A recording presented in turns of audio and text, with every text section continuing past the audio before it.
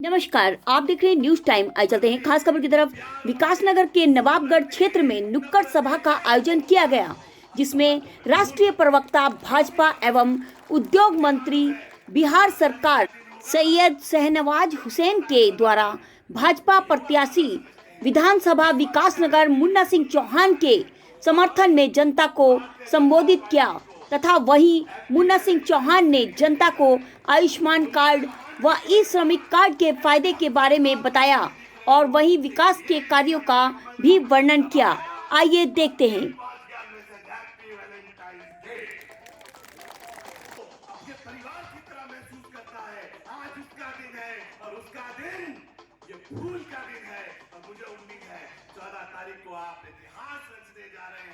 नवाबगढ़ से पिछली बार जितने वोट मिले थे उससे बहुत ज्यादा वोट नवाबगढ़ वाले इस बार मुन्ना चौहान जी की झोली में डालने वाले हैं। मुझे पूरा विश्वास है और इसी के साथ अपनी वाणी को विराम जिंदगी दी थी आपको, बदले में लोगों को का दिल जीतकर आपने विश्वास दे दिया।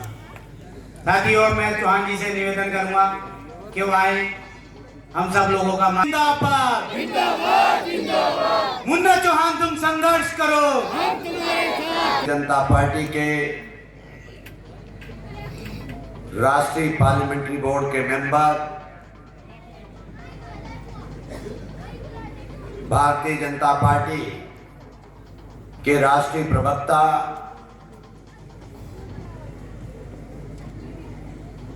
जिनके नाम पर पूरे देश में इस बात का रिकॉर्ड है कि वो 29 वर्ष की आयु में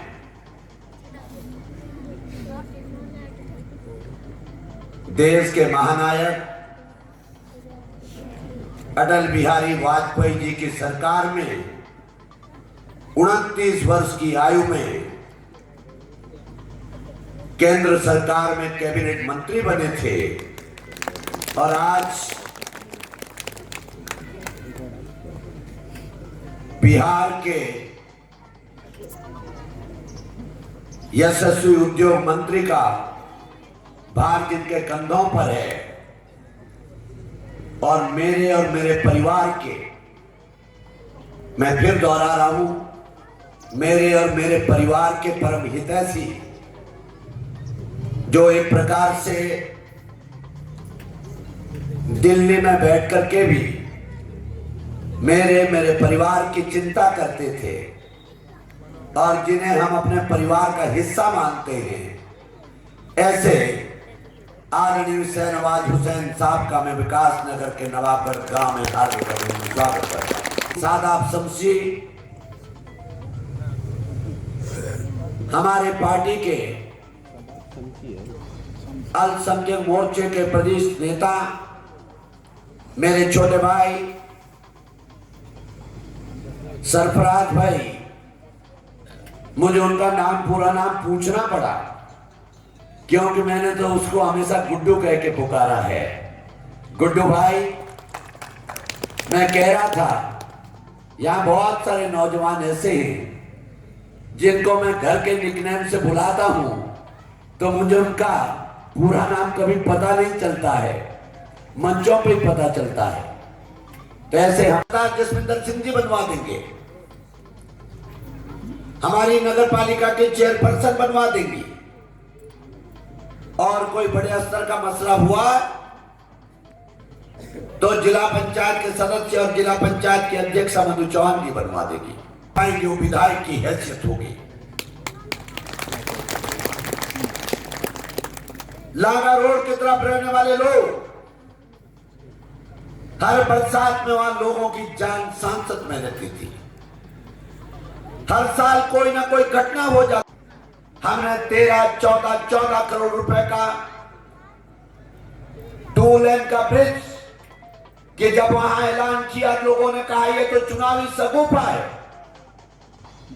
लेकिन आज आपको यकीन होगा कि 70% काम हो चुका है। सड़कों और पुलों के लिए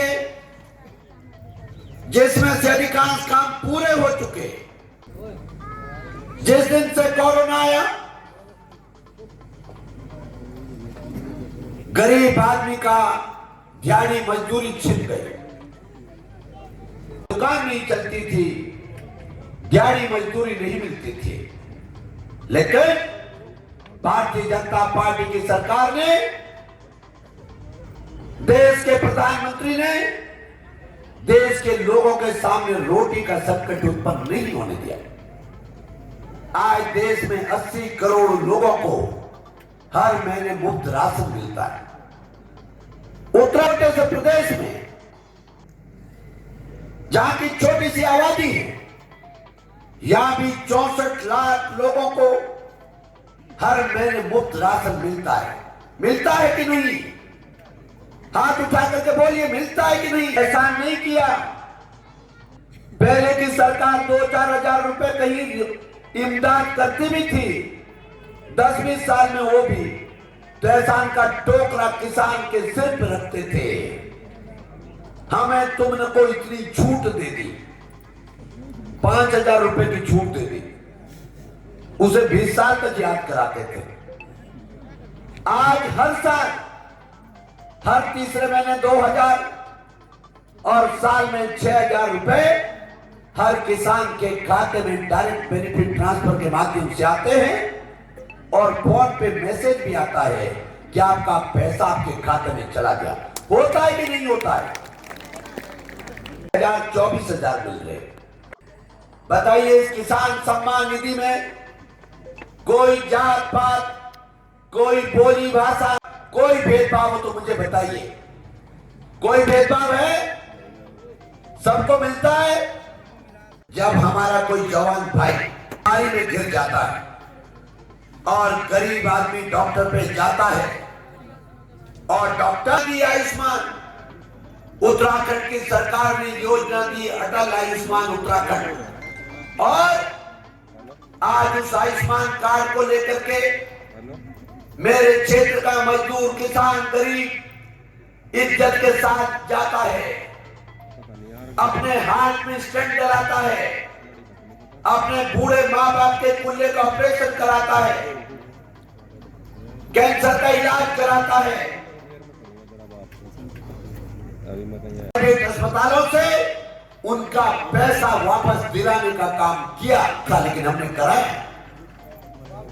ये मुन्ना सिंह चौहान ही करा सकता है, कोई दूसरा विधायक नहीं। इलाके में बड़े पैमाने पे लोग, उसके लिए हमने एक योजना लाई। भारतीय जनता पार्टी की सरकार ने योजना लाई, श्रमिक कार्ड की, ESI का कार्ड। पहले तो जो कार्ड देहरादून में बनता था, उस कार्ड को बनाने का दफ्तर हम हरपटपुर लेकर गया है ताकि आपको दूर न जाना पड़े। और फिर वो कार्ड बना करके जरा ईमानदारी से बताना, हाथ उठा करके बताना, जब उस श्रमिक कार्ड पे मजदूरों को सामान बांटने का नंबर आया, साइकिल, लालटेन, छतरी, गेंदी, फड़ुआ, सिलाई मशीन, कम्बल, तो बताइए उस योजना के सबसे ज्यादा कैंप कहां पर लगे? का गवाह है कि 3-3 बार तो नवाबगढ़ में मैंने उसके कैंप लगवाए। अब मुझे लगता है शायद ज्यादा कैंप अल्पसंख्यक आबादी वाले गांव में लगे, जीवनगढ़ लगे, हिंदू आबादी में भी लगे, लेकिन चूंकि दिहाड़ी मजदूरी में ज्यादा इन गांव में लोग थे तो वहां कैंप लगे। हुसैन जिंदाबाद, शाहनवाज हुसैन जिंदाबाद, भारतीय जनता पार्टी जिंदाबाद, नरेंद्र मोदी जिंदाबाद, पुष्कर सिंह धामी जिंदाबाद। धन्यवाद। मैं यहाँ पहली बार नहीं आया हूँ, बल्कि मैंने तय दिल का रिश्ता लिया। दल में तो हम एक हैं, लेकिन दिल भी हमारा एक। जुझारू आदमी मैंने, आप जानते हैं कि मुन्ना सिंह चौहान जी विकास नगर का जो विकास शब्द है वो इनके नाम से शुरू होता है।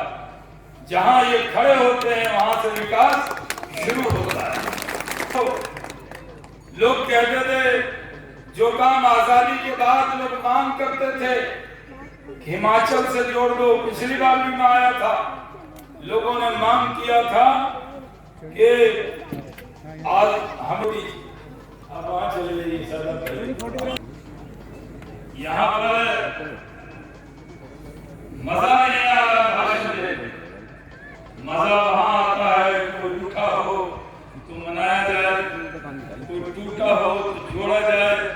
यहाँ तो सारे मने मनाए हैं, यहाँ तो मुन्ना सिंह है, यहाँ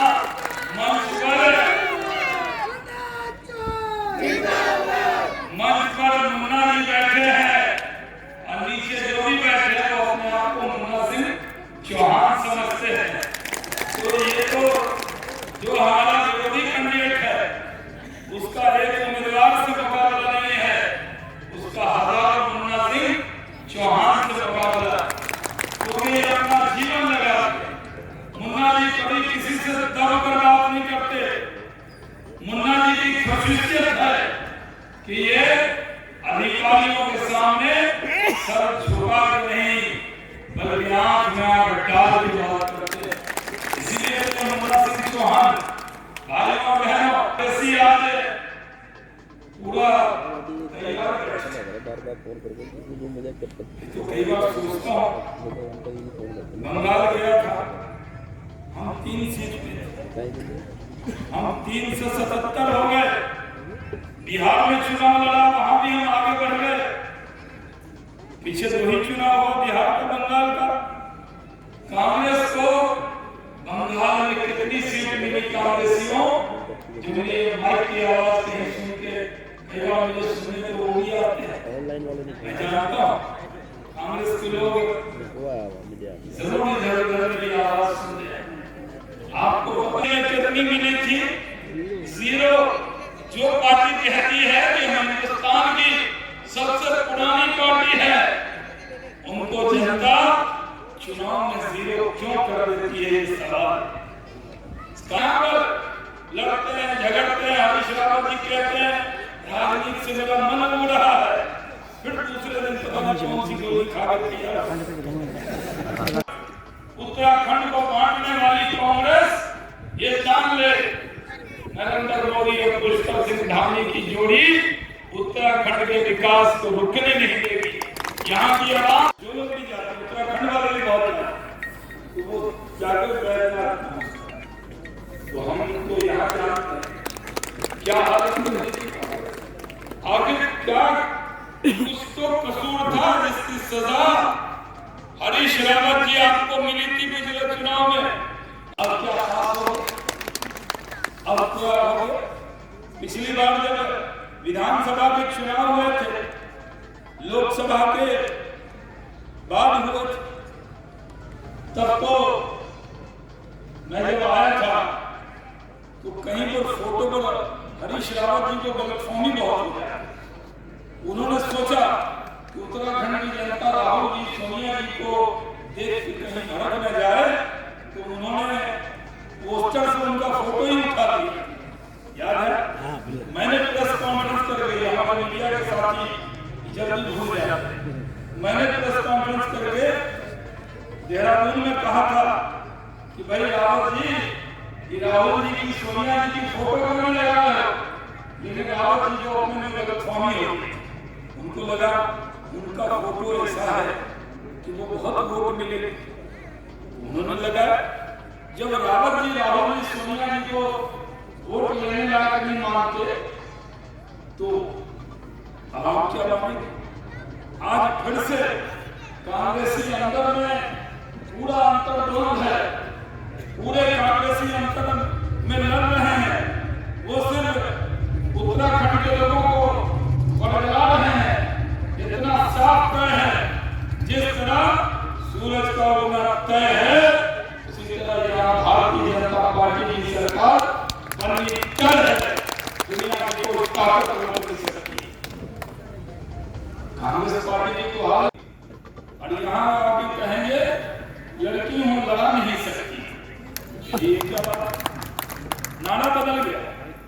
वहां पर क्या नारा 40% देंगे, और इसी उत्तराखंड का ये सीट रहा, यूपी का ही पार्ट था। तो कांग्रेस पार्टी ये ख्वाब देखने लगती। कई बार कांग्रेसी ये सोचते हैं कि चलो कुछ भड़का कर वोट ले लिया जाए, लेकिन ये देश सबका साथ, सबका विकास, सबका विश्वास कौन काम आता है? जब कोरोना आया तो कौन काम आया? मोदी जी काम आए, उत्तराखंड की बीजेपी काम आया। जब कोरोना का टीका की जरूरत थी तो उस वक्त कांग्रेस के लोग कितना बयान दे रहे, और अब कौन काम आया? यही काम आया। कांग्रेसियों को आराम की जरूरत है। काम हम करेंगे, पुष्कर सिंह धामी और मुन्ना सिंह चौहान काम करेंगे। कांग्रेसियों आराम किया है, आराम करोगे, अब आपके आराम में कोई खलल नहीं आएगा। डेवलपमेंट हमने किया है, हम डेवलपमेंट करेंगे। उत्तराखंड का डेवलपमेंट रुकने नहीं देना है। नरेंद्र मोदी जितना प्यार करते हैं गुजरात से, यूपी से, उससे भी ज्यादा प्यार केदार घाटी और उत्तराखंड के लोगों से। ये वीरों की भूमि, ये देवों की भूमि। आप भोले लोग हो, ये कांग्रेसी बड़े चालाक लोग हैं, इनसे तो बच के रहना। ये आएंगे, ये मुन्ना सिंह चौहान जैसे व्यक्ति बार बार नहीं मिलते। हजारों साल नरगिस अपनी बेनूरी पे रोती है, बड़ी मुश्किल से होता है विकास नगर में दीदार। मुन्ना सिंह चौहान को खोना नहीं। मुन्ना जी को बस एक ही कमी है, इनको मीठा बोलना है। और नेता में मीठा मीठा मीठा मीठा मीठा, इनको जो बात कहना है, मुन्ना सिंह चौहान को जो बात दिल में है, जो दिमाग में है, वही बात जबान पर है। और कांग्रेसियों के दिल में कुछ, दिमाग में कुछ, जबान पे अभी तो वो जा रहे हैं शादाब भाई के महल में। जैसे ईद आ गई है, कांग्रेसियों ईद के जब चुनाव आता है तभी आराम की याद आती। विकास नगर में जब कोरोना काल था तो कौन काम आया? यही मुन्ना सिंह चौहान जान हथेली को लेकर आपकी सेवा में खड़ा था। कौन अपना, कौन पड़ा है, कौन रिश्तेदार? जो रिश्ता निभा दे, जो अपनापन दिखा दे, वही रिश्तेदार, वही अपना। इतना सुबह सुबह उठकर 5 बजे तैयार हो गए, कहाँ जा रहे हैं? मैंने कहा ये सवाल ये नहीं है, मेरे मित्र युद्ध के मैदान में है, और शाहनवाज हुसैन घर पे बैठ नहीं सकता, उनके लिए वोट मांगता। शाहनवाज हुसैन जिंदाबाद, जिंदाबाद। इसलिए भाइयों और बहनों, ये देश तरक्की कर रहा। कोरोना काल में पूरे दुनिया की इकोनॉमी तबाह हो गई, इसने कोरोना काल में भी भारत की इकोनॉमी को बचा रखा। पहले राजा महाराजा चिंता नहीं करते थे, ये गरीब का बेटा है। जब देखा कि गरीबी क्या होती है, कोरोना से लेकर अभी तक हर घर में अनाज पहुंचाने का काम नरेंद्र मोदी की सरकार ने किया। धामी साहब एक सबसे सौम्य, सीधे साधे मुख्यमंत्री हैं, जिनको पार्टी ने मुख्यमंत्री बनाया है, जब से बने हैं। हमारी सरकार पूरी निरंतर काम कर रही है। इसलिए भाइयों और बहनों, अगर आप चाहते हैं उत्तराखंड का विकास न रुके, अगर आप चाहते हैं तरक्की हो, अगर आप चाहते हैं विकास हो, विकास वही होता है जहाँ कमल का फूल होता है। विकास के लिए शुभ निशान होता है। हमारी सरकार जहाँ की है, बगल में उत्तर प्रदेश में हमारी सरकार है, योगी जी आज विकास करके दिखा दिया, उद्योग लगा के दिखा दिया, रोजगार पैदा करके दिखा दिया। लाख साल की तरह मुख्यमंत्री नहीं रहते योगी। उत्तर प्रदेश में हम पहले से ज्यादा सीटों पर जीतने जा रहे हैं। हम गोवा में जीतने जा रहे हैं, मणिपुर में जीतने जा रहे हैं, और पंजाब के अंदर भी चाहे प्रधानमंत्री की जान लेने की कोशिश की गई, लेकिन हमारे प्रधानमंत्री झुकने वाले हैं, कल को उन्होंने शालीनता से स्वीकार किया। आज पंजाब में भी भारतीय जनता पार्टी एक मजबूत शक्ति की तरफ बढ़ रही है। इसलिए मैं आपसे कहता हूं, देश की तरक्की के लिए, समाज की तरक्की के लिए उत्तराखंड को जो कहा जाता था स्विट्जरलैंड बनाया जा सकता है, वो काम अगर कोई कर सकता है तो सिर्फ भारतीय जनता पार्टी कर सकती है। इसलिए डेवलपमेंट के लिए, विकास के लिए, और विकास नगर का विकास रुकने मत दीजिए। मुन्ना सिंह चौहान जी को वोट दीजिए। मेरी एक शिकायत है मुन्ना जी से, हर बार 5 साल बाद मुझे बुलाते, फिर चुनाव में नहीं बुलाते। हम जब आते हैं तो वादा करके जाते हैं, फिर आएंगे, फिर हम 5 साल बाद आते हैं। इस बार जीतने के बाद जो आपकी विजय सभा होगी, बिना शानदार विजन की नहीं होनी चाहिए। हर बार चुनाव में आता हूं, आप लाएंगे कि नहीं विजय सभा होगी? अरे बताइए, लाएंगे? चलिए मुन्ना जी को कमल को बटन दबाइए और उत्तराखंड में सबसे ज्यादा वोट से जिताइए। जय हिंद, भारत माता की जय। की लहर है। सदी में एक लता मंगेशकर पैदा होती, वो उनका ये गाना कि मेरे वतन के लोगों आँख में भर लो पानी, आज सबको याद आ रहा है। लता दीदी को ये देश कभी भुला नहीं पाएगा। विकास नगर में मैं हर बार चुनाव प्रचार में आता हूँ। इस बार हिमाचल से जोड़ दिया है मुन्ना सिंह चौहान जी ने, विकास हुआ है। विकास नगर में मुन्ना सिंह चौहान जी को यहाँ के लोग वोट देंगे। बेहतरीन सभा हुई है।